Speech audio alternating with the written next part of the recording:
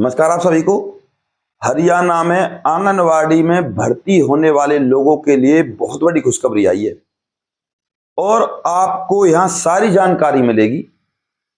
अभी मैं एक छोटा सा वीडियो देख रहा था तो एक व्यक्ति आंगनवाड़ी वाली भर्ती के बारे में जानकारी दे रहा था।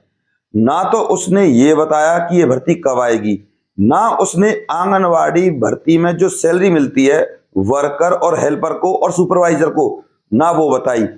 इससे अलग ना किसी ने ये जानकारी दी। अभी कुछ दिन पहले यानी कि लगभग 2 महीने पहले हरियाणा में आंगनवाड़ी भर्ती आई थी और उसके भी फॉर्म भरे गए थे। तो उसके बारे में क्या जानकारी है, किसी ने कुछ जानकारी नहीं दी। तो यहां पर मिलेगी आपको बिल्कुल पूरी जानकारी।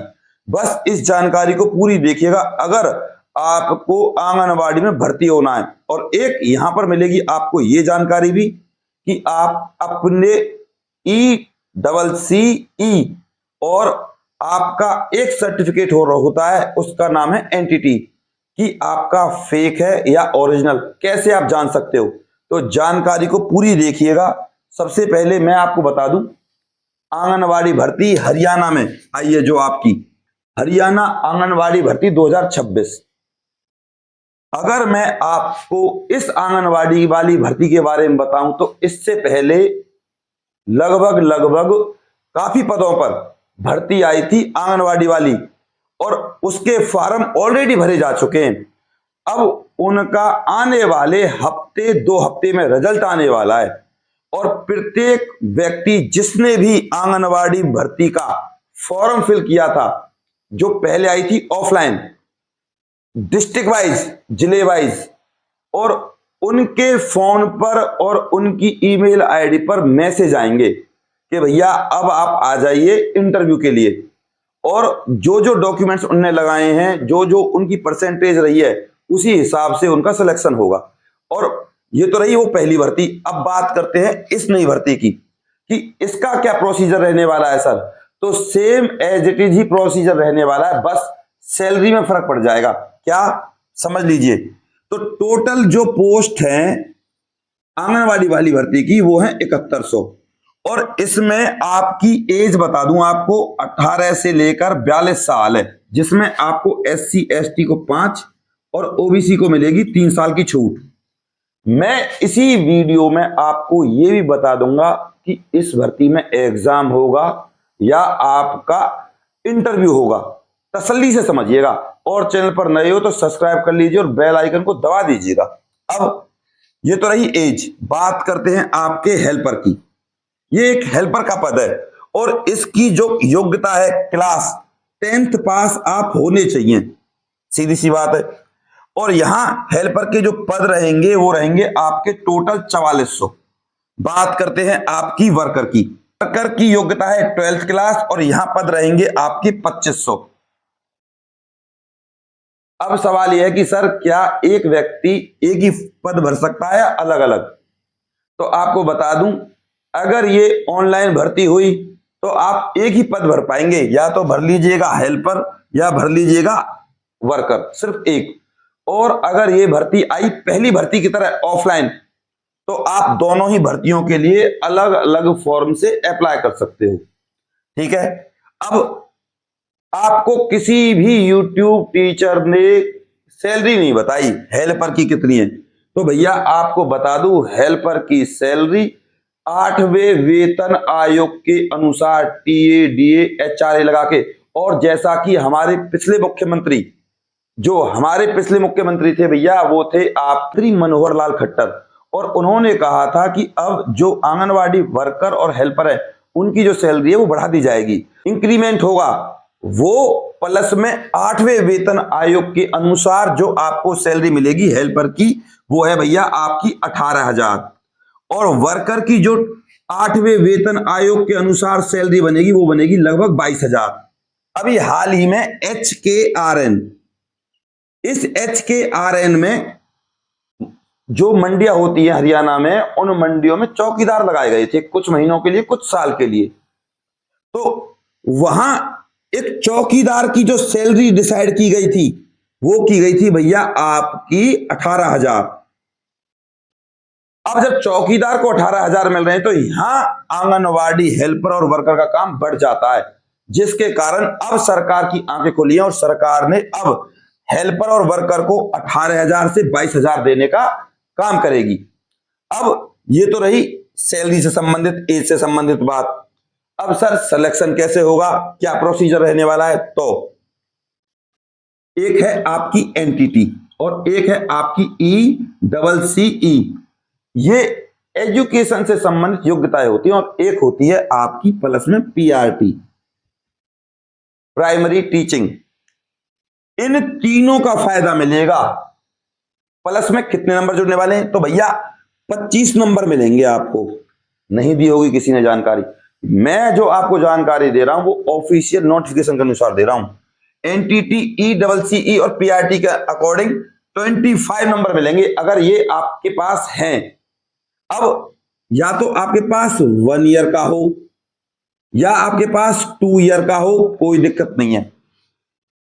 25 नंबर मिलेंगे और जो आपका सिलेक्शन होगा, आज तक कभी भी भारत के किसी भी राज्य में, हरियाणा को छोड़ो, आंगनवाड़ी भर्ती का कोई एग्जाम नहीं हुआ है। सीधा सिलेक्शन, मेरिट बेस प्लस आपका interview.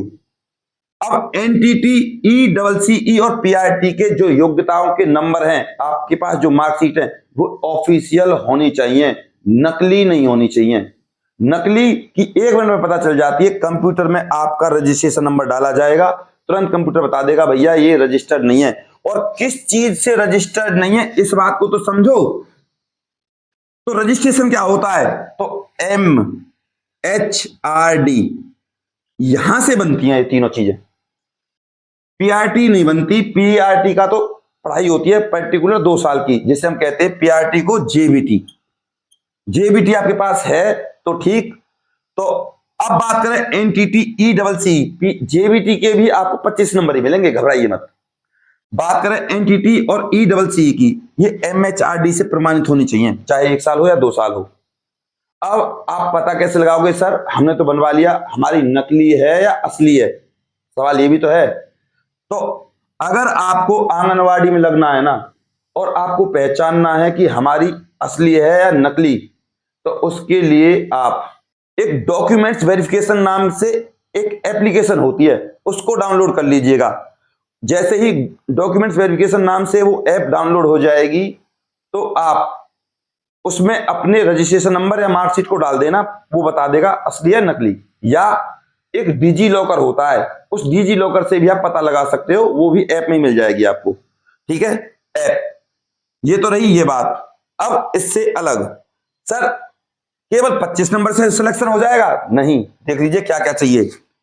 10th, 12th, ECCE, entity, PRT। अगर आप विधवा हैं, अगर आप एसिड अटैक की विक्टिम हैं, इससे अलग BA। सिर्फ ECCE और एनटीटी के 25 नंबर है, बाकी 5 नंबर है किसी के 10 नंबर है। ऐसा प्रोसीजर रहने वाला है। इससे अलग जैसे BA के आपको 10 नंबर मिलेंगे, विधवा के और एसिड अटैक के आपको 10 नंबर मिलेंगे। बाकी जो PRT वगैरह है, PRT के आपको मिलेंगे 10 नंबर और 12th के 7 मिलेंगे। तो इस तरीके से आपके नंबर रहने वाले हैं। अब अगर आपने कोरोना में या हॉस्पिटल में या शारदा कोई कार्यक्रम होता है सरकारी महिलाओं से संबंधित MHRD में, DC रेट पर आपने कोई काम किया है, उसका अगर आपको एक्सपीरियंस है, उसके भैया 20 नंबर मिलेंगे आपको। अगर आप पर कोई सामाजिक काम का डिप्लोमा है, समझ गए मेरी बात? ये तो रही है। इसके बाद जब ये आपकी परसेंटेज बनेगी और इसके बाद होगा फिर आपका, जिसे हम कहते हैं साक्षात्कार, इंटरव्यू। आंगनवाड़ी में भर्ती होने के बाद आपको क्या क्या सुविधाएं नहीं मिलेंगी? आंगनवाड़ी कार्यकर्ता को एक BPL राशन कार्ड कट जाएगा। भैया पहले बता दूं, BPL कट जाएगा। लाडो की कोई स्कीम है वो नहीं मिलेगी। विधवा पेंशन कट जाएगी। मतलब कोई भी आपकी सरकारी सुविधाएं वो सारी कटने वाली हैं जब आप आंगनवाड़ी वर्कर या हेल्पर लग जाओगी। अब एक रह गई यहां हमारे पास आंगनवाड़ी सुपरवाइजर। इस सुपरवाइजर का क्या सर, इसके लिए बीए पास होना चाहिए और इसकी जो सैलरी है वो है भैया आपकी 35,000 प्लस सैलरी रहेगी आंगनवाड़ी सुपरवाइजर की, बीए योग्यता चाहिए। अब एक यूट्यूब पर बताने वाले टीचर ने बताया कि सर इसके लिए सीईटी मांग रखा है, किसी भी नोटिफिकेशन में सीईटी नहीं है। और आंगनवाड़ी सुपरवाइजर का जो फीमेल लगते हैं इस आंगनवाड़ी सुपरवाइजर से, उन्होंने ये भी गलत बताया कि फीमेल, भैया मेल और फीमेल दोनों अप्लाई कर सकते हैं आंगनवाड़ी सुपरवाइजर के लिए, आपको बता दूं। वरना आप चाहो तो पिछला रिकॉर्ड उठाकर देख सकते हो, हरियाणा सरकार, राजस्थान सरकार, मध्य प्रदेश सरकार, किसी भी सरकार का। अब ECCE और एनटीटी, इसको आप कहां से कर सकते हो सर, प्राइवेट करें सरकारी करें, दिक्कत तो भैया कोई दिक्कत नहीं, प्राइवेट करो सरकारी करो, पर MHRD से मंजूर होनी चाहिए, एफिलिएटेड होनी चाहिए, ठीक है, आपकी डिग्री, उसके ऊपर MHRD लिखा होना चाहिए। चेक करने का तरीका मैं आपको ऑलरेडी बता चुका हूं।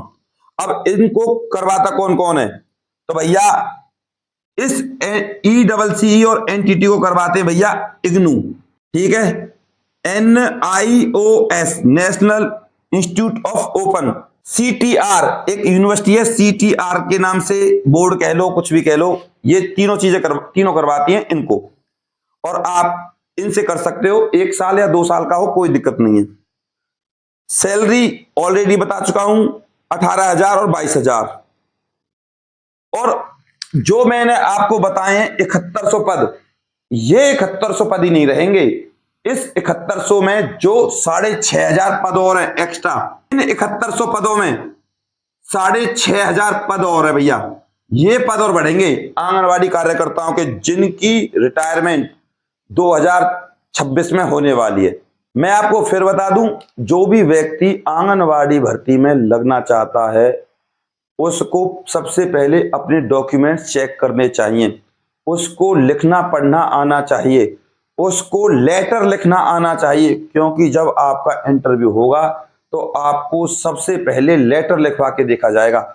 जिसने लेटर बोल दिया और लिख दिया, समझो उसका सिलेक्शन, आप ऐसे समझो। क्यों कह रहा हूं इस बात को, क्योंकि मध्य प्रदेश, राजस्थान वगैरह जितने भी राज्य हैं, या अभी जम्मू कश्मीर में हाल ही में, तो यहां लेटर लिखवाकर, लेटर पढ़वा के या बुक पढ़वाकर दिखाई गई थी। आपको बुक पढ़नी आती है, लेटर लिखना आता है, नहीं आता है, तो उन लोगों का सिलेक्शन हुआ है आंगनवाड़ी हेल्पर और आंगनवाड़ी वर्कर के लिए, उन लोगों का सिलेक्शन हुआ है जिन्होंने ये काम किए। तो आप अभी से अपनी तैयारी करना शुरू कर दीजिए, और कोई डाउट हो तो मुझसे पूछ लीजिएगा। मैंने आपको दिल से जानकारी दी है, बिल्कुल प्रमाणिक। अब इस चैनल को सब्सक्राइब कर लीजिए और वीडियो को जरूर लाइक कर दीजिएगा। मैं आपका गौरव शर्मा सदैव आपके साथ हूं। अपने प्यार और अपनी सपोर्ट को मुझ पर ऐसे ही बनाए रखें। चैनल को सब्सक्राइब करे बिना और वीडियो को लाइक करे बिना बिल्कुल नहीं जाइएगा। नमस्कार।